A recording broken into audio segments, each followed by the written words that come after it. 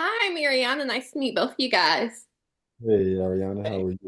I'm awesome. Good. So, why do you think Travis is so susceptible to believe the story, especially when no one else at the bar believed it? Wow, great question. I don't think he really does believe it at the start. I think I don't think he believes McNabb at all, but I think he's kind of fascinated. There is, you, you know, uh, I feel like just as people, like we love watching those, like weird documentaries or getting into going down rabbit holes of weird, like, oh, what, like cryptids or stuff that it's like, oh, we know they don't exist, but it's fun to think about or wonder about and or like Bigfoot and stuff like that. So I think he's just more intrigued by who this crazy man is who's claiming he's seen all this stuff. I think he's just kind of fascinated by it more than anything. It was Yeah. the red jacket. Be honest, the red jacket. You wanted the red jacket. That thing was cool. I did not want the like Walmart one, the beige baggy one that just swallowed you. That Keep that. was an inside joke, Ariana. I apologize. I appreciate it. Um, for you, Rob, what do you think McNabb's life was like before all of this happened to him? Oh man, I think it was hunky dory. I think he was a head of a real special unit that did outer space explorations. I think he had a real knack for the universe and all things that's in it and to become. And I think he just had a perfect hunky-dory life with his family, with his daughter particularly, but with his family overall. Yeah, because you can see pictures and everything, but Yeah. he see that he only lost his daughter, but do you think his kind of fever for revenge kind of pushed the rest of his family away?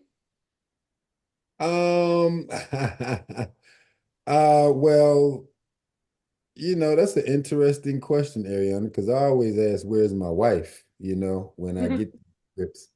And my wife wasn't mentioned at all. So maybe in season two, maybe we bring her around and we'll get those questions answered because I had those same questions also. Yeah.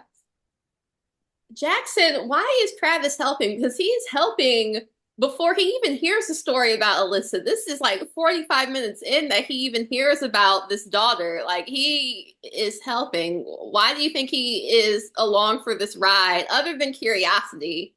Um, Yeah. That's a great question, and that's something that like I definitely had to toil with of like, yeah, what's going on? I think at the start he's actually um I don't know if this was cut from the episode or not, but oh no, I think it is in there. And there's a sequence in the montage where you actually see McNabb give him some money. And I don't think it's like a paid friendship. Like I think Travis at the start is like helping McNabb with stuff around the house. You see him fixing the antenna or, cleaning out his organizing and stuff. So I think at the start he's kind of like a hired hand and like by just like helping with Nab with doing these chores and stuff, he just has to sit there and listen to him go on and on and on. Oh, there's this force field and there's these visit and like I'm just like, all right. So like it's a job. I'm hanging around this guy, I'm hearing these stories, but eventually I think it evolves into like some things kind of start to make sense, or I'm like, oh, I can kind of see how that would work. Or like there's like piece by piece, there's a little bits of evidence. Like we see the meteor shower, or he's got the scar. So there are some little bits of proof that keep me there and keep me intrigued. And then yeah, by the time I hear about the story, then I'm all in and I'm ready to be there for him. yeah. Do you think that McNabb really thinks that Travis has this critical brain, or is that just a way to gas him up? Because Olsen even kind of rolls his eyes at one point when he keeps hearing this critical brain thing. Man, these are great questions. There's Yeah, yeah, excellent. there's definitely, I love how into this you're reading because there's definitely two ways to look at it. And I think is McNabb totally manipulating this kid and just using him so he has an extra set of hands to capture this good visitor, or is this friendship genuine? And I think Travis, when he's in it, of course he believes it's genuine, but I think in the basement he thinks that McNabb just used him. And so I'm gonna leave that up to the audience to interpret McNab's real intentions. What do you think, Rob? We were playing both sides of those coins, you know. He was the first inkling of somebody that gave me an I like open window to them actually believing me. Mhm. And with that, that's like my ally. That's like that's all I needed to go to the next level of passion and whatever it would take to get these visitors. So yeah, I think it might have, definitely leave it up to the audience to interpret, but if I must spoil it, I would say it's both of them. Mm. For both of you, why do you think Travis kind of falls apart during the mission? He was not really made for this, let's be honest. Okay, Travis, he just got roped into this, man. Like, I think he's just like, he's obviously like a very shy, sensitive boy.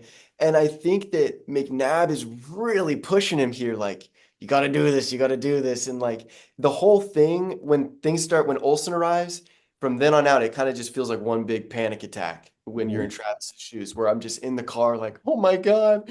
And to make matters worse, like Olsen, there's this one line Olsen has that cracks me up where uh, Mary gets out of the car, or Mary Alice Ducker gets out of the car, the bad visitor, and the dog jumps out. I'm like, oh my God, there's a dog. And then Olsen goes, yeah, I bet it's a killer. And like, he's just making everything worse. And I think Travis is just in such a sheer panic that, yeah, he does not perform well under pressure. I absolutely love Travis's reaction in that scene, especially the part when we go up to the porch and I put the sign up like she's lying. And then you're like, hold on, wait. And I'm like, Travis, please. And the way you like just start looking around, man, and the way the camera, shout out to the cinematographers, Ross and Greg and all those phenomenal guys and ladies. If I'm missing your name, pardon me, but the cinematographers was great at capturing that stuff because the way you responded, man, and you was looking around, it was so spot on and funny. All right, yeah, I just had to share that, man. I feel though like did they really rehearse or plan anything? Because McNabb, when he sees them like growing the tree, he's like, my bad, Travis, I gotta go, and just leaves. Like there was just no actual plan. Were you guys surprised that McNabb just like left him there? That's the brilliance of Ian writing. You know what I mean? Like you never know what to expect. Because I even when I read that part, I was like, okay, if that's what I'm doing, that's what we're doing. But yeah, that's you got to get that up to Ian and the writers in the writers' room for coming Yeah, up.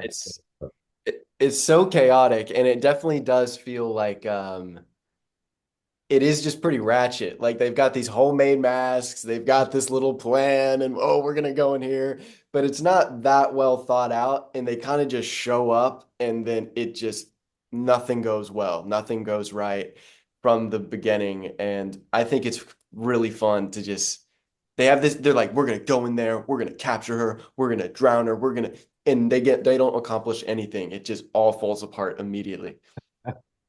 What do you think McNabb's ultimate goal is? Like we see in episode 6, which was aired after episode 5, is that they want to take the good visitor to the machine so it turns on. But what in general is his ultimate goal? His daughter has sadly passed. Like, what does he want? For me, when I was working on McNabb, underneath all of it was my ultimate desire and longing to be connected to my daughter again. I felt that if I got to the visitor that inhabited my daughter, if I got to that particular one way, shape, form, however the possibility, I could be reunited with my daughter again.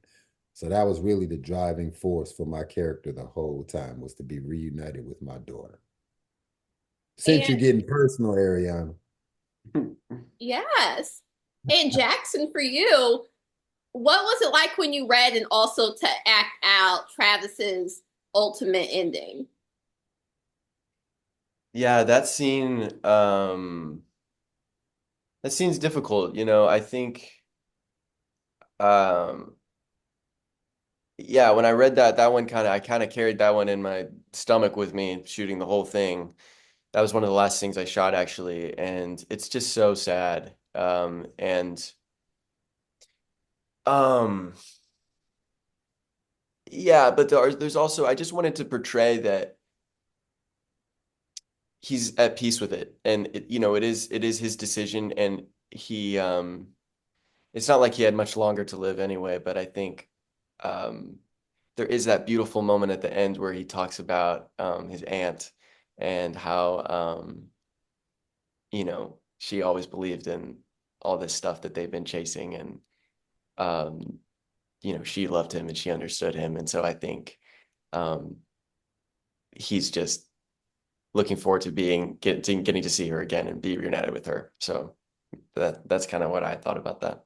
Yeah, and I think that's maybe one of the reasons why he went along with McNab and kind of maybe having that similar connection of this was one of the few people who understood me, and McNab in a way understood me as well. Yeah, there's definitely, yeah, McNab becomes Travis's only family, Mhm. by the end. They really just only have each other. Yeah. Well, thank you so much for taking the time to talk to me. This was great. Congratulations on the show and all of your other projects. And I can't wait to talk to you about other things as well. Likewise, Ariana. Thank you. Thank you so much. Awesome. Thank you. You guys have a good one.